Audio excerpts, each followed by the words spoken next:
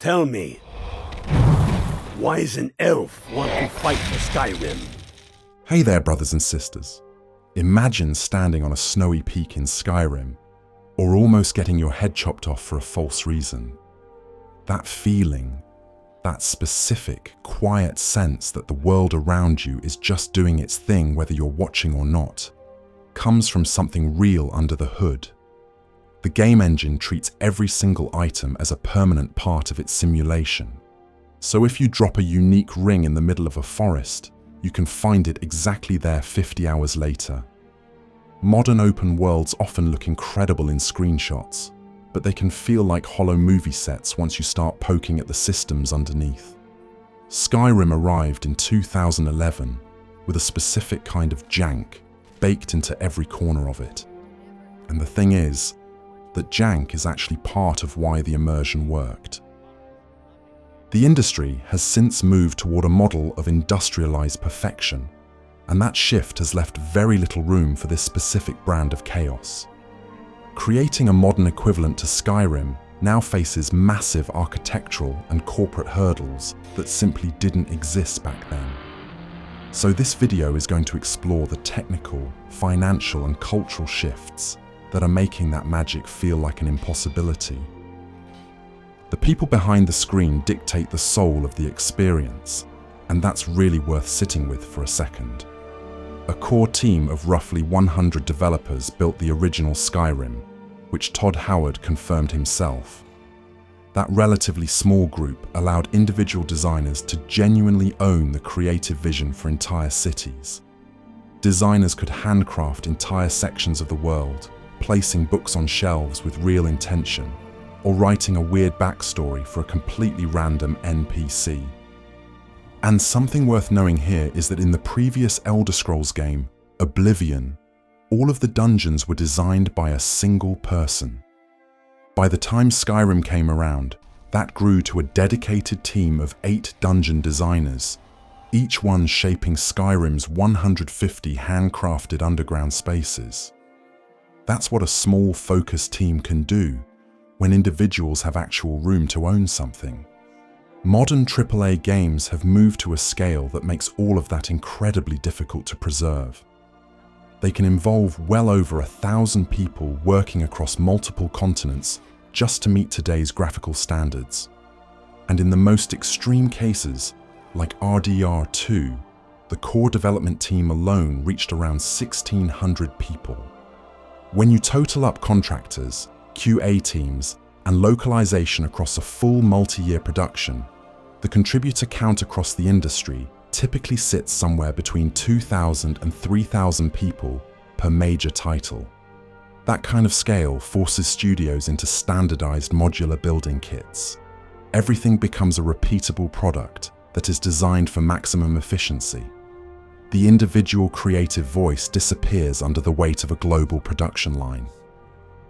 Technology choices fundamentally change how players interact with a world, and the gap between Skyrim's engine and modern ones is a genuinely interesting example of that. The creation engine focuses on what we could call object permanence, alongside complex NPC schedules. It tracks thousands of individual items and the daily lives of every citizen simultaneously. The UESP Wiki's own documentation of the creation kit notes the base game contains over 200,000 individual references tracked across the world at once. Most modern engines like Unreal Engine 5 prioritize streaming high-fidelity assets to keep the frame rate smooth. They load objects and characters in and out of active memory based on distance and visibility through a system Epic calls world partition, which means true world persistence across an entire open environment becomes genuinely difficult to maintain at scale. The result is a technically stunning and stable experience, one where the world mostly behaves itself. Studios today tend to favor that reliable approach over the messier, simulation-heavy one, and the trade-off chips away at that feeling of a persistent, living world. The same unpredictable physics that made Skyrim feel organic are also what causes horses to clip through mountains and giants to send you flying into the stratosphere. And honestly, that chaos is its own conversation. Narrative risks have become increasingly rare in the high-budget gaming space, and Skyrim is a pretty striking example of what that used to look like.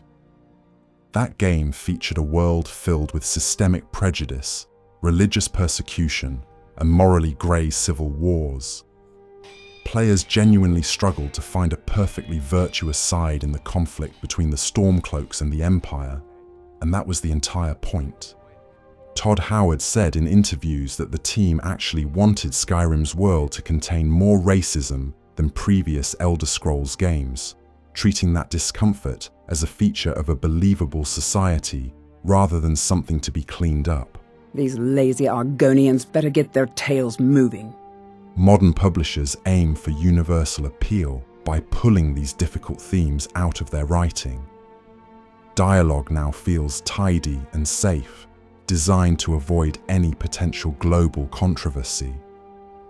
Characters often speak with a corporate politeness that feels completely out of place in a gritty fantasy setting. Removing that social friction makes the world feel significantly less immersive for the player.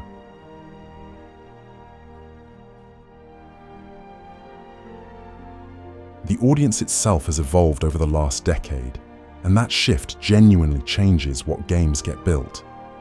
A 2024 report from the Entertainment Software Association found that 71% of Gen Z say gaming is a great way to socialize.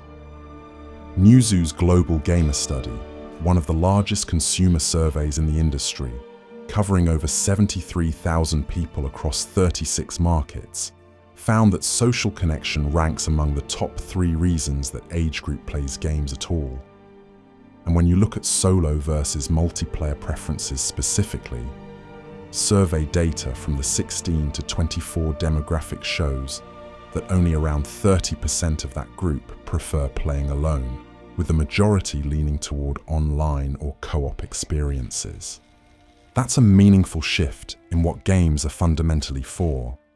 Developers now divert massive resources into sandbox features like base building or ship customization to serve that social layer. These additions often come at the expense of the handcrafted, scripted dungeons that define the Elder Scrolls series.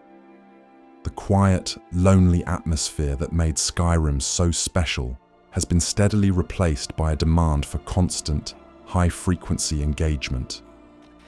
Publishers are chasing the social dollar rather than the solitary explorer experience.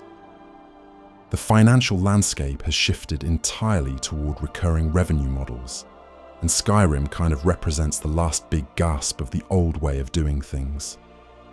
That game was a massive success as a one-time purchase. Today, over half of all PC gaming revenue comes from microtransactions and battle passes.